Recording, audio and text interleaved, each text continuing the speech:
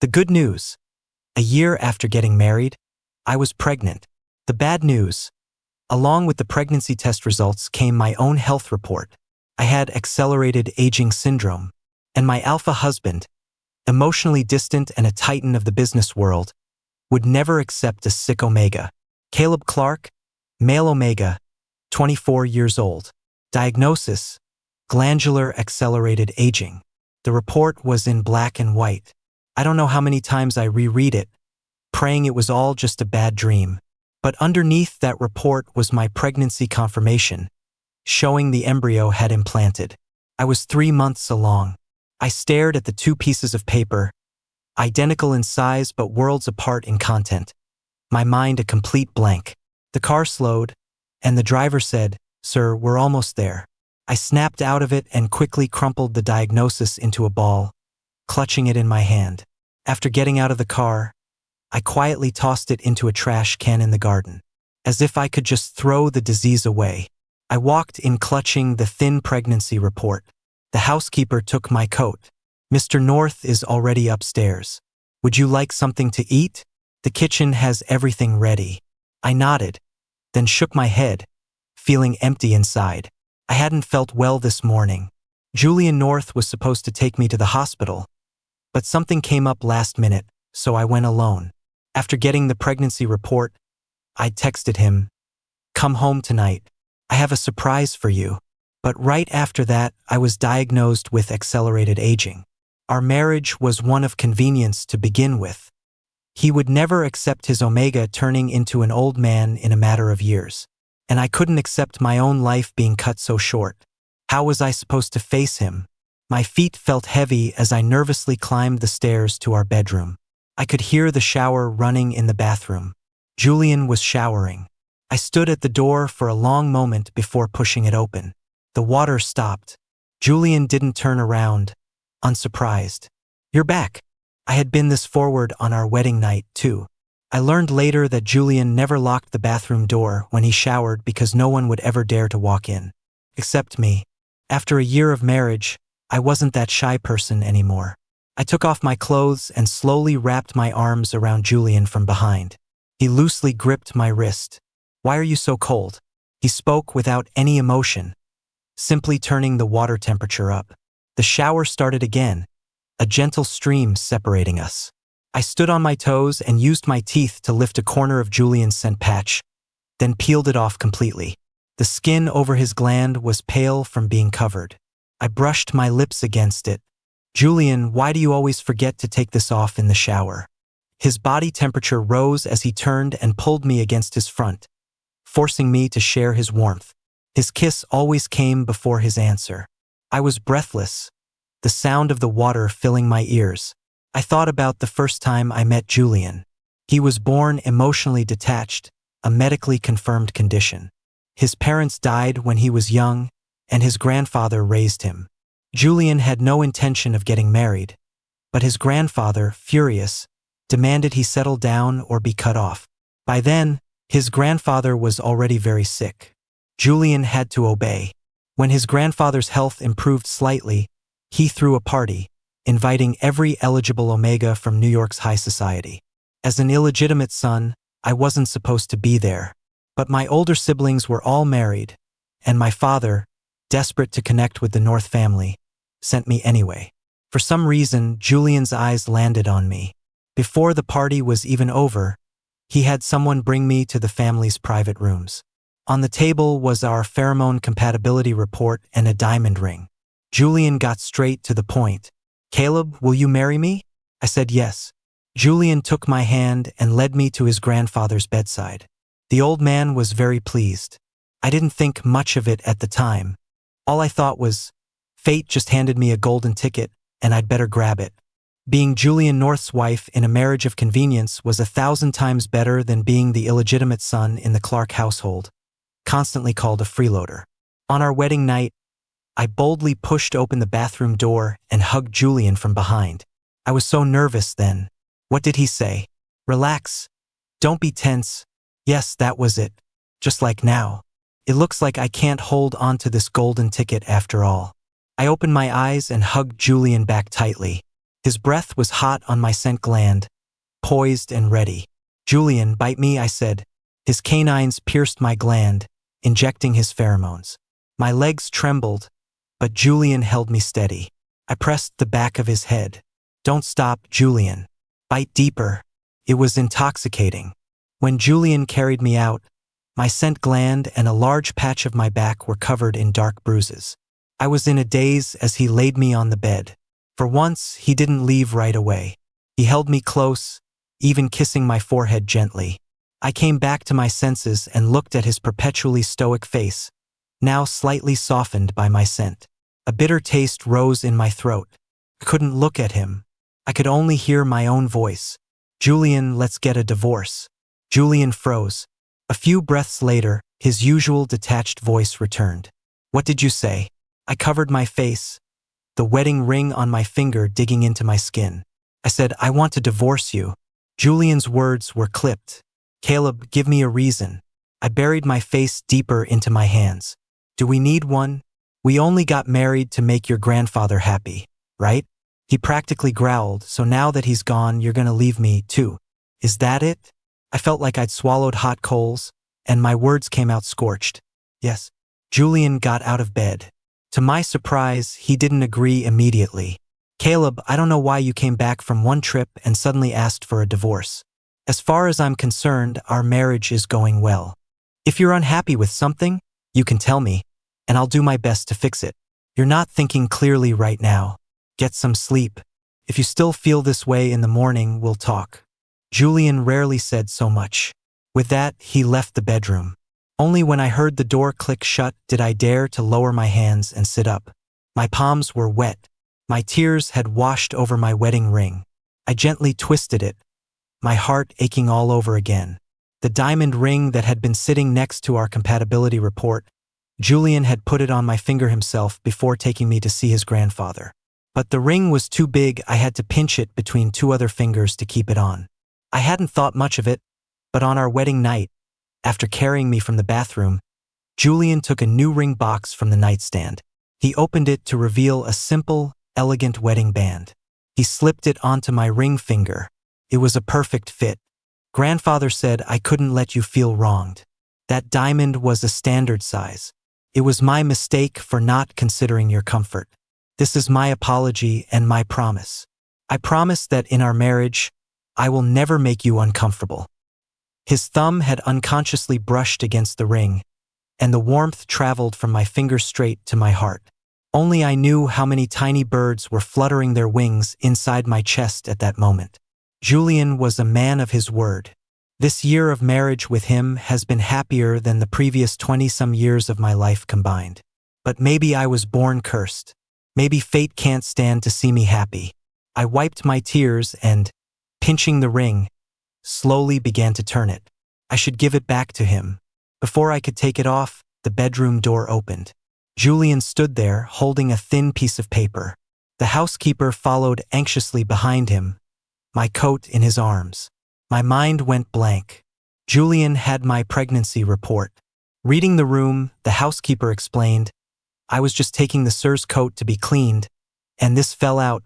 Mr. North, please, talk things out." Julian's expression was grim. He waved a hand, and the housekeeper took the hint and left. The bedroom door closed again. Julian walked toward me step by step. "The surprise you wanted to give me, this was it." I turned my face away. "It doesn't matter anymore." "How can it not matter? You're carrying our child, and you want a divorce?" "Caleb, what is going on? There's no reason." "Fine." Julian clutched the report tightly.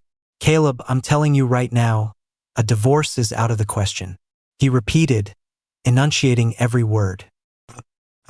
The question. It was the first time I'd experienced Julian's authoritarian side. It was a word his business rivals used to describe him, because once Julian made a decision, he never went back on it. This time was no different. I was practically his prisoner. My world shrank to the confines of the estate. I couldn't take a single step beyond it. Julian even hired a private doctor to make house calls, but I was terrified his skills would be too sharp and he'd discover my condition, so I resisted fiercely. They eventually gave up. Julian started leaving early and coming home late. The staff at the estate were professionals, each sticking to their duties, rarely crossing our path. The only person I could exchange a few words with was the housekeeper. The kitchen began sending up medicinal soups, but I couldn't keep anything down. I'd throw up 5 times for every 3 meals. The housekeeper would help me walk in the garden, constantly trying to reason with me. What is it that a couple can't work through? Just meet each other halfway. I would just shake my head, never answering. I was never the best choice for Julian to begin with, and I couldn't bear to wither away in front of him. During these days of our Cold War, Julian and I slept in separate rooms. I couldn't sleep for the first few nights. Later, the morning sickness got so bad that exhaustion finally claimed me. But the lack of Julian's scent on the pillow was agonizing. Couldn't be helped. It's something every omega goes through during pregnancy. An omega's need for their alpha's pheromones becomes much stronger. It was an instinct I couldn't control. I was just furious with myself for not having the foresight to hide a few of Julian's shirts. I overheard the housekeeper on the phone with Julian, telling him he'd be out of town on business. That night, I tiptoed back into the master bedroom and stole a few pieces of his clothing. Like a thief, I hid the clothes under my blanket, secretly sniffing them, using the lingering pheromones to soothe my craving body. I felt like a pervert. Overcome with self-pity, I bit down on one of Julian's ties. Why did I have to get this disease? My emotions were a roller coaster. Eventually, I fell asleep, pillowed on Julian's clothes. With his pheromones around me, I always slept more soundly.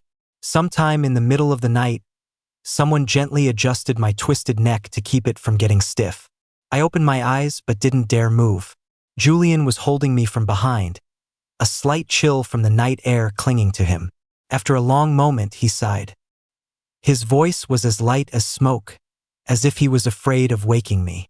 Caleb, why do you have to be so stubborn?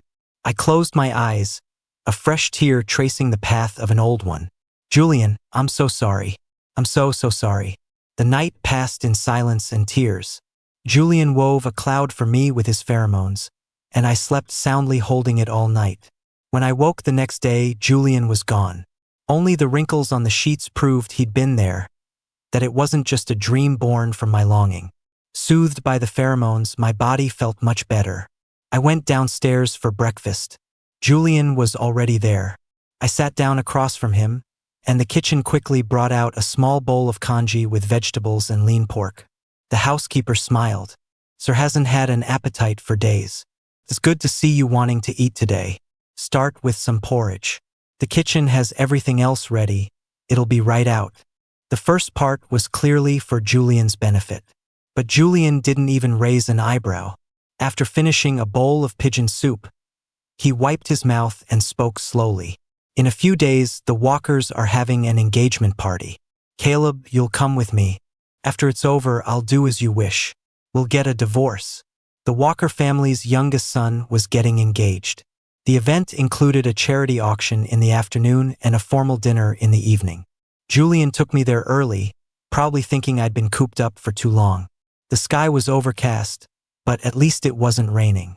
First, Julian took me to a bespoke tailor to have a suit made. I resisted a little. I have suits at home. Julian ignored me, grabbing the measuring tape. You've lost a lot of weight. He measured my waist, his hand hovering over my lower abdomen. You're not even showing. I wanted to say that of course I wasn't showing at only 3 months. But I said nothing. I held my breath through the fitting, then changed the subject. How can they possibly have this ready in time? The tailor's apprentice brought 2 cups of hot tea. Mr. North sent your measurements over last night. It's already been altered. I held the warm cup, stunned for a moment. Then why did you measure me again? Julian just sipped his tea, his eyes lowered. I wanted to see if my hands were accurate. We finished our tea in silence and changed into the altered suits. Julian checked his watch. There's still some time before the auction starts. Let's walk around. It was strange. What kind of couple on the verge of divorce goes shopping hand in hand? We weren't a couple in the throes of new love. Even after a year of marriage, we rarely went on casual strolls like this. But Julian seemed to get more and more into it, buying me several outfits and pieces of jewelry. If we'd had more time, he would have even bought 2 movie tickets. By the time we arrived at the Grandview Hotel, which the Walkers had booked for the event, the auction hall was already filled with people. I kept a smile on my face, making small talk with familiar faces just like I always did at these functions. The charity auction was mostly for show. Old Mr. Walker had been a hell-raiser in his youth and did a lot of terrible things. Now, in his old age, he wanted to build up some good karma for his descendants, so he started some charity foundation and held these auctions. No one dared to say whether it was truly charitable, but everyone played along. At these events, people would make a few symbolic bids. Julian raised his paddle twice, buying a couple of small trinkets. The last item came up, a blue sapphire ring called the Heart of the Ocean. It was commissioned a century ago by a Swiss jeweler to commemorate his 50th wedding anniversary, designed and crafted by the best artisan of the time. 100 years later, it was still just as brilliant. Many people in the room were tempted, and paddles went up one after another. I glanced at Julian. He wasn't looking at me, but he raised his paddle. No matter how high the bidding went, he kept going. He finally won it for $20 million. The sapphire ring was brought over quickly. Julian took my hand. He had noticed earlier that I wasn't wearing my wedding ring. He started to slide the heavy sapphire onto my finger. I pulled back. "Julian, I don't want it." Julian just said, "But I want to put it on you." I stopped resisting and let him place the sapphire on my ring finger. Coincidentally, the ring was a perfect fit, not loose at all. Julian said, "Think of it as a gift." He didn't finish the sentence, but I knew what he meant. Parting gift. Someone nearby teased, "Mr. North, you two are just so sweet." Another chimed in, "Of course they are. They've only been married a year, still in the honeymoon phase. Not like us old-timers. No amount of sweetness can fix us."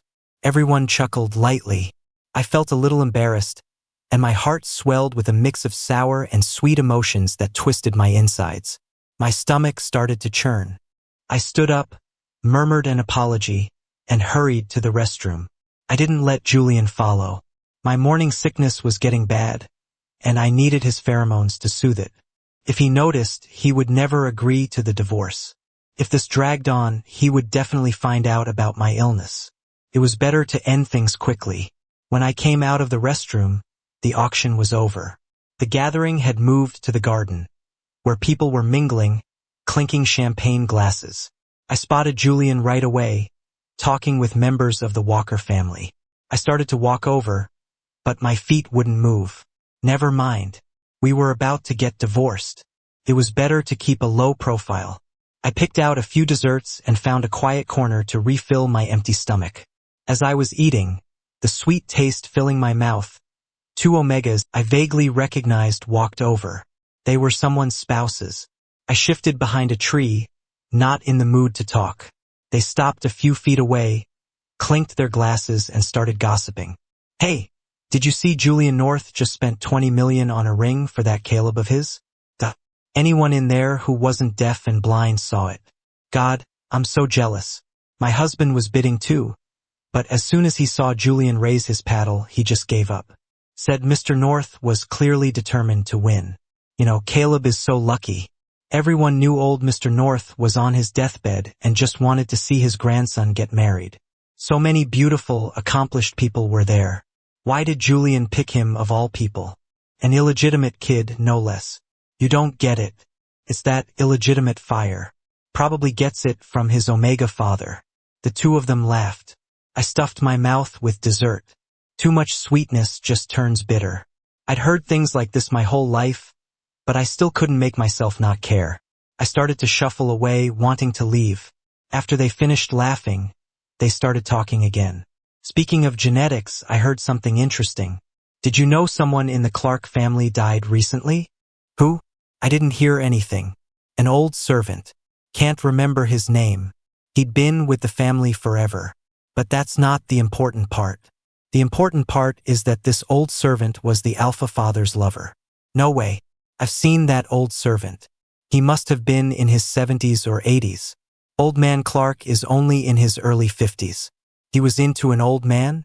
That's what you don't know. The old servant had some disease, accelerated aging syndrome or something. They said his glands aged prematurely, so he got old and died faster than normal people. I heard that old servant was actually Caleb's Omega dad, and he'd been secretly taking care of him in the Clark house all along. For real? I thought Caleb was just brought home by his father, and no one knew who gave birth to him. It's probably not that they didn't know, but that they couldn't say. Think about it, if that old servant was really Caleb's Omega dad, could Caleb have inherited that aging syndrome? If he turns into an old man while he's still young, do you think Julian North would still stay with him? My head was ringing, and I couldn't hear the rest of what they said. The old servant, I knew him. His last name was Rhodes. For as long as I could remember, he was the one who took care of me most. I remembered he had a lot of wrinkles around his eyes and his hair was graying. He looked older than my alpha father. I always called him Mr. Rhodes. As he got older and I started school and then work, we saw less of each other. The day Julian and I got married, Mr. Rhodes came. He wore a rare suit, and Julian and I even toasted him. But I hadn't been back in a long time. A sharp pain twisted in my chest. Mr. Rhodes was gone. Why didn't anyone tell me? I started to move, wanting to find my father and ask him. Just as I turned, I saw Julian standing not far away. His face was pale as he called my name. Caleb, you. I followed his gaze downward. A patch of crimson had stained my white trousers. The world started to spin. In the instant before I lost consciousness, Julian sprinted over and caught me in a tight embrace. Mr. Rhodes, can you please not pick me up from school anymore? I was just a little kid in elementary school. After Mr. Rhodes helped me with my bath, I tugged on his sleeve and begged him. His eyelids drooped, then quickly lifted again. He asked me in a gentle voice, why, Caleb? You don't want me to pick you up? I felt wronged and sniffled. The words of my classmates echoed in my ears. Mr. Rhodes, they say you look like my grandpa, not my uncle. Before I could finish, I started crying pathetically. Why doesn't my Omega dad want me? I don't want to be an illegitimate son. I want my dad to pick me up from school, too. Kids know who to cry to. I was always well behaved around my alpha father, but I saved all my tears and pain for Mr. Rhodes, the person who was kindest to me. I didn't understand then that only those who care about you will feel your pain with you. Mr. Rhodes held me, rubbing my back, trying to comfort me. Don't cry, Caleb. I'm sure your dad didn't mean it. Maybe he had his reasons. You're still so young, and I worry about you coming home alone. How about this? From now on, I'll wait for you farther away, where no one can see me. Okay. His voice seemed to come from across a vast ocean, faint and unclear, but I could slowly make out his face, and beneath those wrinkled, drooping eyelids, a look of guilt and deep affection. Mr. Rhodes, I'm sorry. I'm so sorry. I almost drowned in my own tears, only waking up when my hand grabbed onto a warm piece of driftwood. Julian had dark circles under his eyes, and a light stubble was emerging. Caleb, you're awake? Do you still feel sick? I stared at him, dazed, as he reached out to gently wipe the moisture from my face. I grabbed his hand abruptly. Was I bleeding? The baby? Is the baby okay? Julian held my hand back. The baby's fine. The doctor said you've been under a lot of emotional stress lately, and I haven't been giving you enough pheromones, so there were signs of a threatened miscarriage. I frantically touched my lower abdomen, which seemed to have a slight curve now. It's okay. It's okay. The only thing I had a real connection to was the life inside me. I slowly calmed down and let go of Julian's hand. I wanted to have a nice time with you at the Walker's engagement party. I'm sorry I ruined it. But Julian held my fingertips tightly. We're not divorced yet. Don't be so formal with me.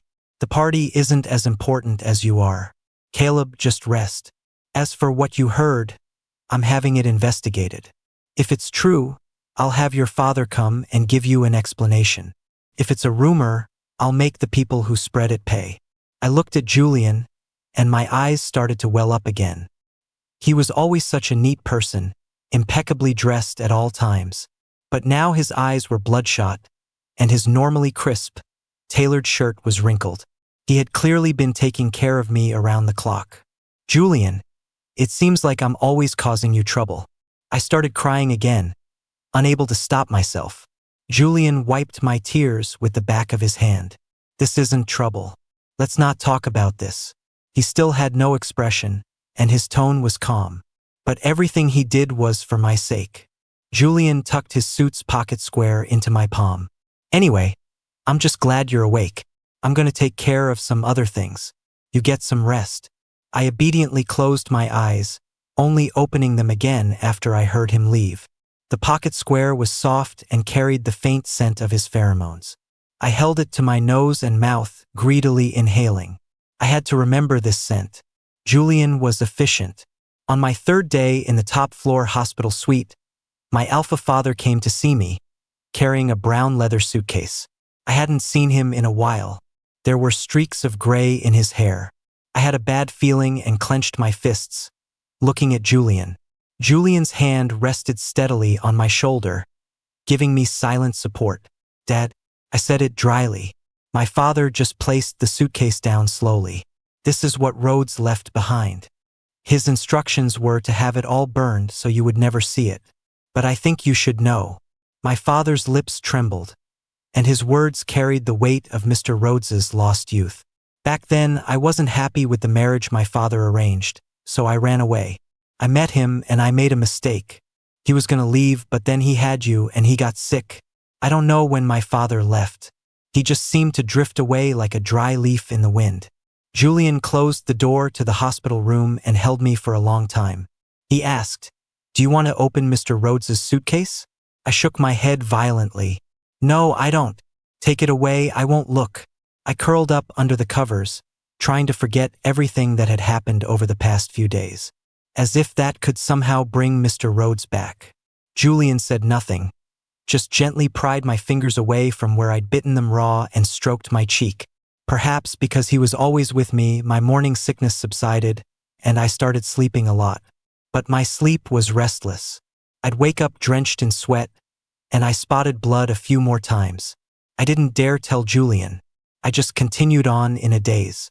Half a month later, I couldn't even sleep at all. To keep Julian from worrying, I would pretend to be asleep. When I heard the doctor call him out of the room, I quietly followed. I don't know what they talked about, but both of their faces were grim. The doctor handed Julian a few sheets of paper. I tensed up immediately. Were those papers my death sentence? My heart pounding, I tiptoed back to my room and continued to feign sleep.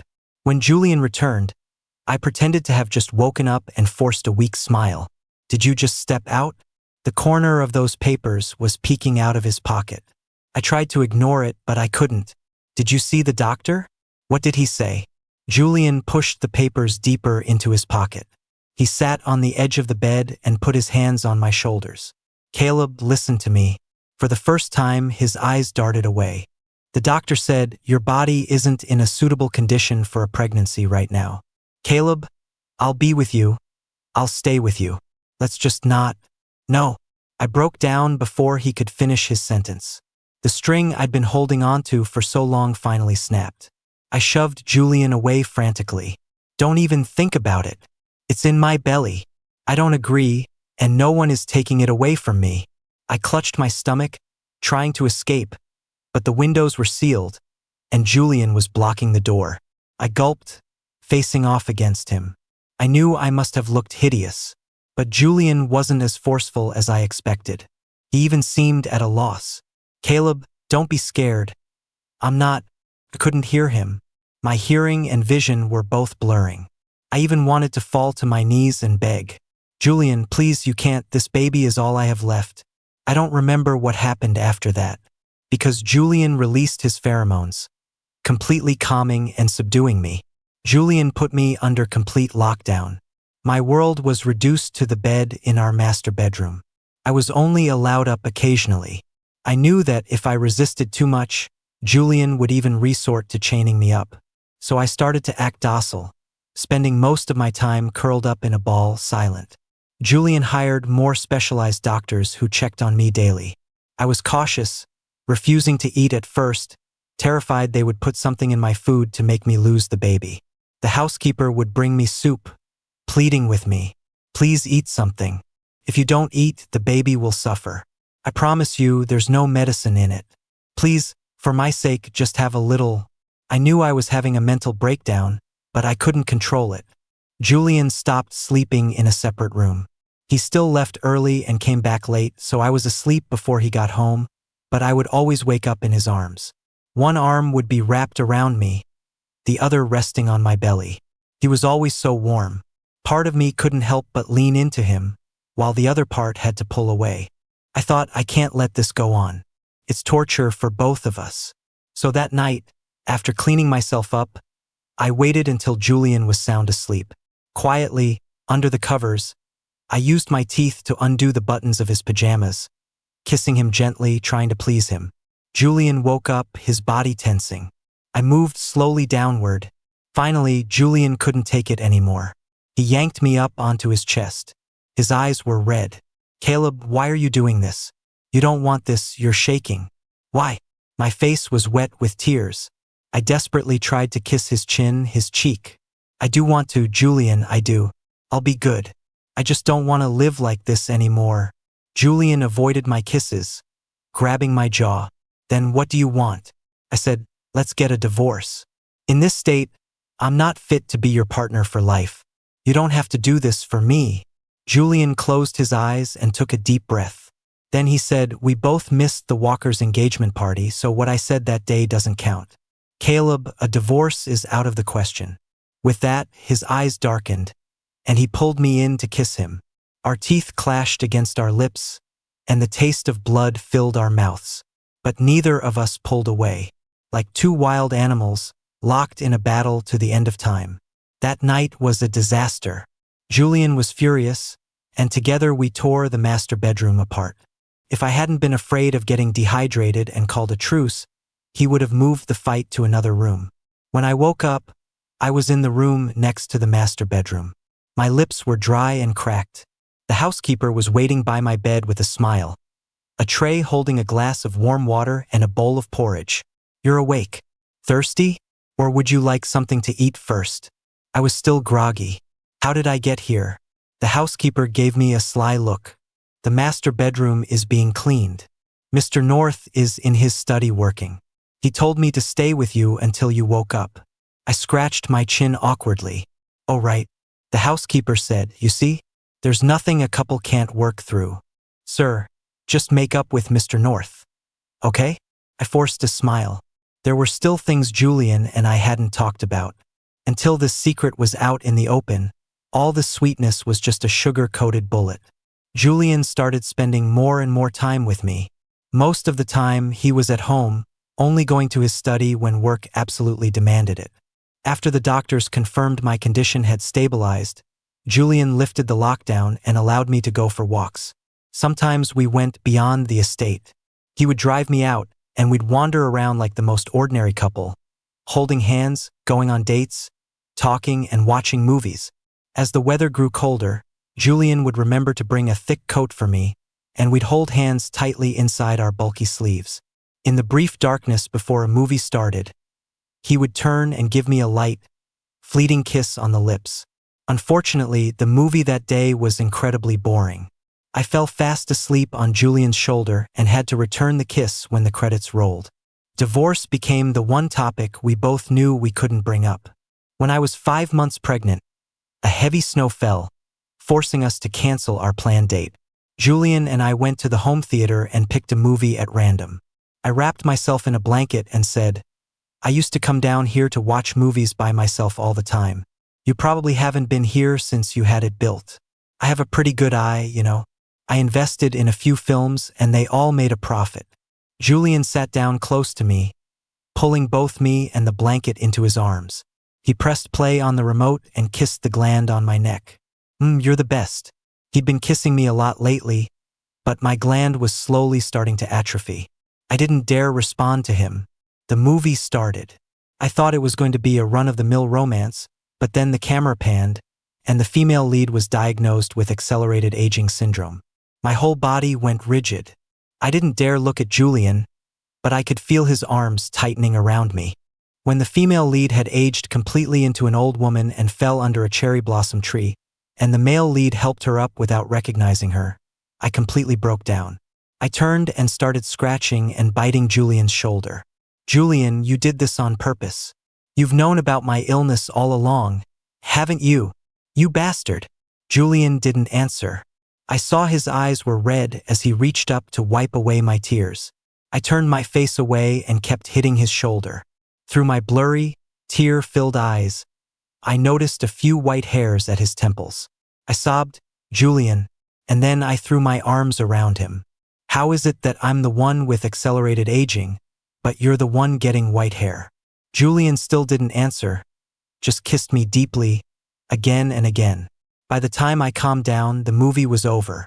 I buried my face in Julian's chest and told him all the fears I'd been holding on to. I knew I was sick, and I was terrified. I was afraid I'd get old too fast, that I'd be an old man before the baby was even born. And I was scared the baby would inherit my disease and be born an old little thing. I was so scared. Julian rubbed my back. I've spoken with the doctors. This disease isn't as bad as we think. Medical technology is very advanced now. If your own gland can't support you, we can consider an artificial one. And the chances of it being passed down are very small.